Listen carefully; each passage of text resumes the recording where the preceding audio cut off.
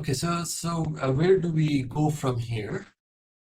Okay, as I showed you, the IoT devices have been increasing at an exponential pace, and we have to keep that in mind, and we have to, you know, make sure that we're not left behind. But what is the future of IoT? Now, when you talk about IoT, right now we have connected things, and 5G was all about connected things. Now we are moving towards 6G, at least and the developed countries now have deployed 5G completely, and now their work on 6G has started, at least at the research level. So what 6G is envisioned is that we are moving from connected things to connected intelligence. Okay? What does that mean? Now the IoT devices are communicating with each other and sending the data to the data centers or cloud.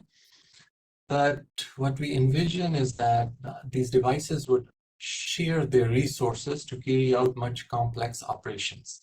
So they would have a better intelligence in terms of carrying out complex operations. Okay, so now we have connected things, then we would have a connected intelligence. A lot of IoT devices which are using each other's resources to carry out complex operations. That is one of the visions of 6G. Okay, and then the next big thing is the human 4.0. Just like industry 4.0, we have human 4.0. So the advancement in haptics technology and virtual reality, augmented reality is actually leading to this thing.